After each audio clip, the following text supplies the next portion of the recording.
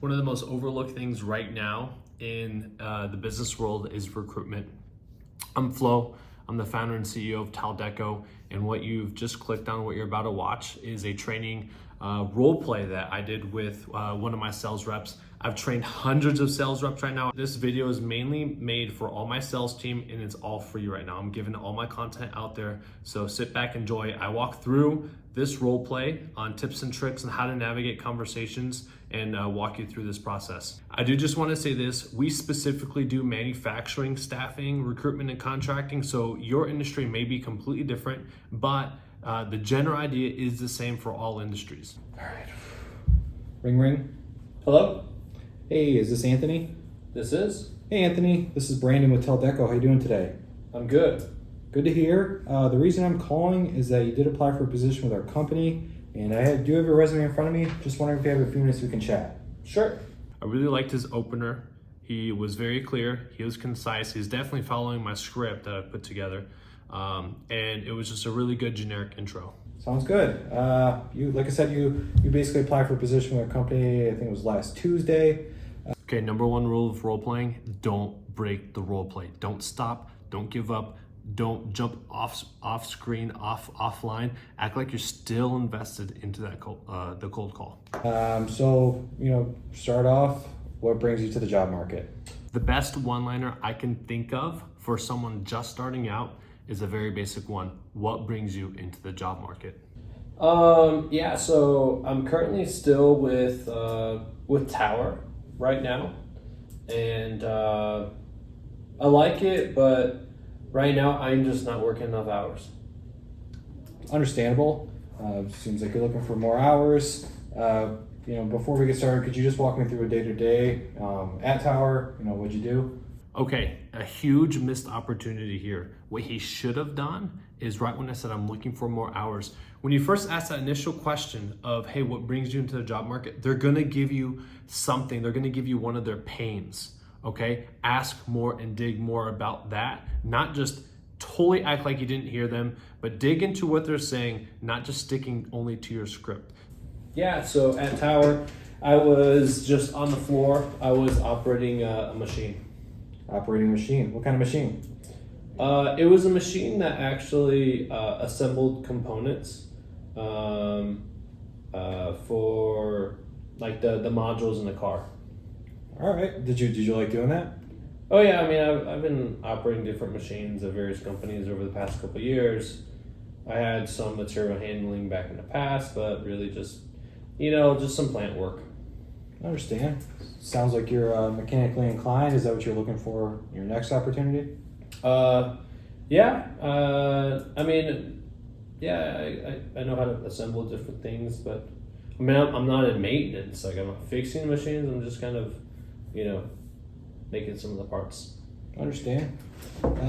What kind of pay are you looking for? Or what kind of pay are you getting in your current position? Right now I'm making 19 an hour. 19 an hour? Are you happy with that? Who doesn't want more money? I right? feel you. Yeah. I feel you on that. What kind of hours you're working? Is that 19 an hour? Do you work any overtime with that? Or are you working with any overtime with that?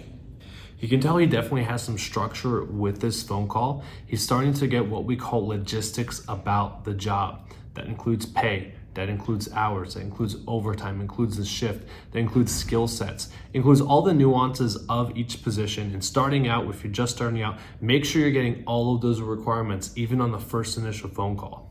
So actually that's the issue. I want overtime. We used to be working 50 plus hours, but right now we're down to 36. Well, I'm glad to hear that. We got some opportunities we're looking for people that want to work overtime. You're glad to hear that I'm down in hours and not making that much money? I'm glad to hear that you want to work overtime. Oh, okay, cool. Make sure you're actually listening to what they're saying and not just going straight into the script. What you'll start realizing is as you're doing this industry, they're going to tell you some things that are less fortunate. Don't just put filler words and go through your script. Be personal. Actually engage with what's going on, because they may tell you they just got laid off You don't want to act like you never even heard that and just caring about yourself. So stay engaged. Listen to what they're actually saying. What kind of commute were you? Was it for Tower, or what kind of commute are you driving? Right now, I'm driving probably about 30 minutes to work. Is that an okay commute with you? Are you happy with that, or are you looking for something a little closer? Yeah, I mean it's okay, but I'd love to. Obviously, who doesn't want to drive closer? I mean, yeah, it's just lost time on the road. I understand. I used to commute too. So before Tower, where were you working? So before Tower, I was over at ABC Company. ABC. What was your day like at ABC? At ABC, I was I assembled different panels. I was kind of making different panels that go into different like breaker boxes and manufacturing plants. Oh, that sounds interesting. Yeah. Did you like doing that? Yeah, I mean, I did. It was fun. I was there for like 10 years, but then they closed shop. Close shop. So would you have been a long-term fit if they didn't close up shop, or? Oh, I would have probably retired from there. I understand. It sounds like a difficult situation there. What was the pay like there at ABC Company? Something that he's completely missing is missing the actual dates that started and ended. That's called tenure. We want to find out the actual timelines and timeframes of when they're taking jobs and when they're ending jobs. At ABC, I actually got up to like 22 an hour. Good for you. Yeah. So that's probably what you're looking, in your next opportunity. You're trying to stay around there. Obviously, everybody, wants as much money as possible, but are you trying to go above 22 an hour, or is that okay for your next role? Honestly, I'm not going to demand it. I'm okay with even 19 as long as I'm getting the overtime. Realistically, I just need to break $1,000 a week. That's my sole purpose right now. I'm trying to break that $1,000 a week. I can work with that. I'll do whatever I can here. So, what is it that you guys do? We are a manufacturing consultant in the Detroit area, specifically Troy. We work with manufacturing, production, engineering, and skilled trades. There typically comes a point in the conversation where you're going to start transitioning out of the questions framework and out of investigation and into selling your company, your service, and your product.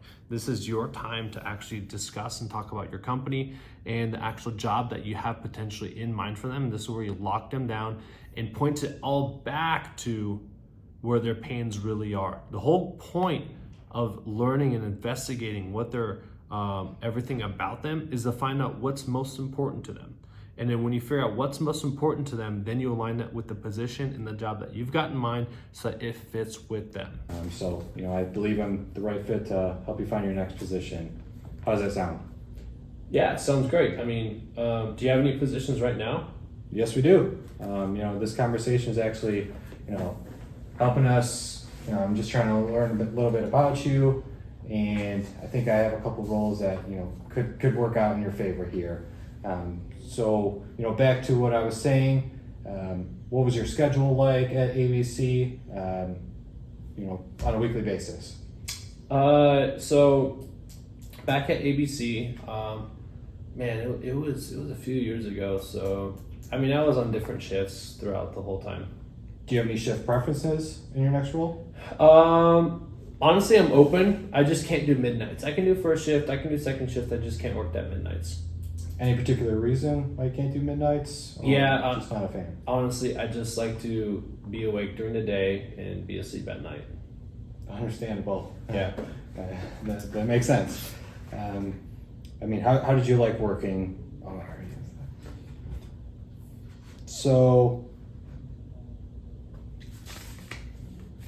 Based on our conversation here, you seem like a good fit for a couple roles. Thanks for giving me the details of your past two job experiences. I'd love to bring you in for an interview. How does tomorrow sound? What's your schedule looking like? So I'm actually still working, but I'm working a second shift. Is there any way I can come in the morning? Of course. Yeah, my schedule is free. How does 9 o'clock sound for you? Yeah, for sure, for sure. I mean, can you tell me a little bit, like, you know, what kind of job do you have in mind? Like, what are some of the details? If you're noticing something, he hasn't taken any notes whatsoever. And quite honestly, he's gonna look back and not know what he just spoke about. So make sure you're jotting down notes about the conversation, what you're learning, what they liked, So you really wanna get just familiar with their actual situation. That's the only way you can do that is write down notes. This is just a preliminary conversation. We have some roles, similar to, your last previous positions. I'd love to go into more detail, once we get this interview scheduled in person. This is just a preliminary conversation here. So Sure. Is 9 o'clock sounds good? Yeah, I'll be there at 9 a.m. All right, perfect. I'll see you at 9 o'clock. Thanks. Thanks a lot. Bye. Awesome. Great job. Great job. Tell you what, the number one way you can get better is by practicing.